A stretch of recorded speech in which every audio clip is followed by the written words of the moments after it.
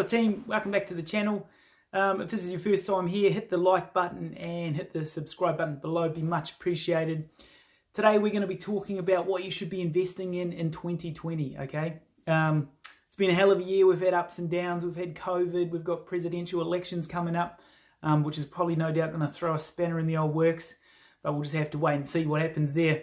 So anyway guys, let's crack into it. Kick things off, there's a bit of a trend that follows these big time value investors like Warren Buffett and Charlie Munger and Phil Town and Peter Lynch and all these sort of characters. And they have a set of rules, let's say, or a checklist that they do before they invest in any company that's on the particular stock market that they're investing in. And that rule is to invest in an area that that you have a good understanding of. It's an area of your competence that you work in it, you either consume it, or you just have a good understanding or basic knowledge of that particular investment that you want to invest in. Okay, it doesn't have to be just for the stock market. It can be for property or business or shares and that sort of nature. But as long as you have a good understanding of what you're investing in, okay, you've worked very hard for your money, and you've done well to save up a little bit of money that you want to deploy somewhere and invest into something, then you should definitely do some research on where you're putting that money and what you're hoping to achieve from that, rather than just willy-nilly throwing your money down on some red hot tip your old Uncle Gary gave you at the barbecue or something.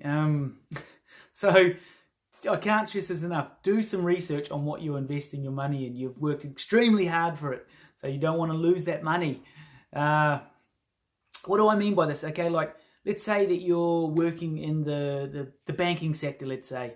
Then you maybe want to start maybe picking up some shares in bank stocks, or like start researching ANZ or Westpac or any other sort of banking sort of company out there.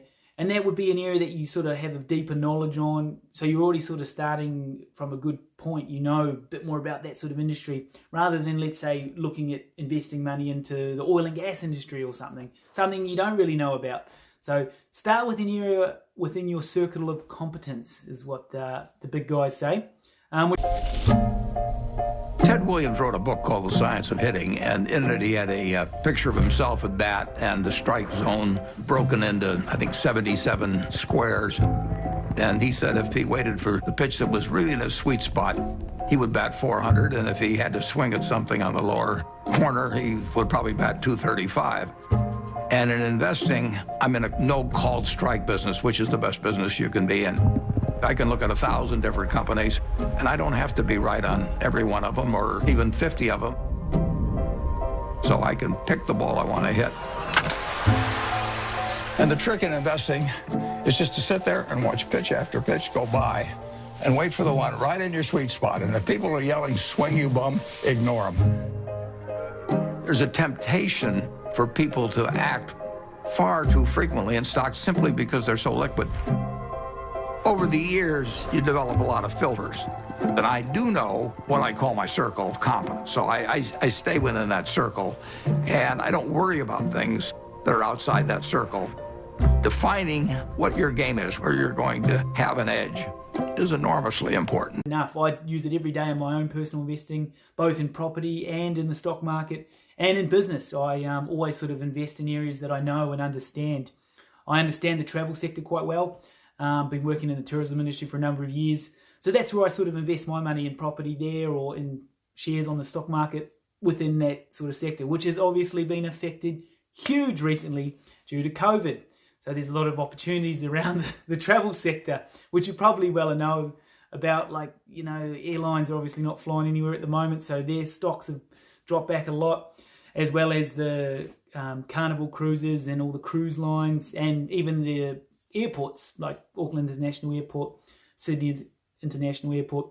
Obviously their share prices dropped back a lot. But once we come through the other side of this, they will pick back up and go back to where they were. And they'll be probably a lot leaner and meaner organisations moving forward, because they would have cut a lot of their dead weight going into COVID here. They would have cut a lot of unnecessary staff or staff that they're sort of just carrying. And they'll be minimising any other little expenses that they can. So they should come through, and profits and everything will eventually come back. And then they're good dividend sort of paying companies and organizations. So that's what I've been doing over the last sort of 3 to 6 months with my investing. But yeah, like I said, invest in what you understand and what you know. It's a good point to start. And if you want to venture away from that, then you want to sort of, make sure you do a deep dive onto that other particular area that you want to sort of look into. Another particular sector that you might not really know, then definitely start researching it, start reading as much about that as you can, start listening to podcasts about it or talking to people in that sort of industry, so you have a good understanding of what you're sort of getting yourself into and things that you can sort of look out for in that industry. That's my sort of basic tips on that. It's not just for the stock market. Like I said before, you can tie this across to property or business. Like let's say you're buying business in an area. What's the business that you're looking at buying into? Do you understand this business? Have you worked in this business before? Or do you have people that can sort of assist you in that sort of area, or that sort of can give you some guidance whether it's a good business or not, rather than just jumping on some business that you think's a good deal that looks like it's making good money.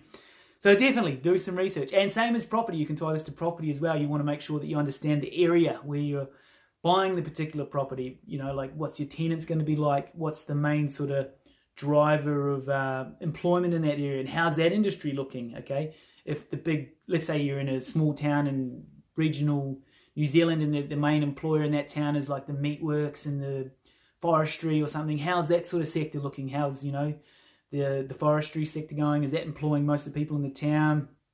And that will obviously affect your tenants as well. If that sort of industry is going through a tough patch, then there might not be as many tenants in that sort of area at the time.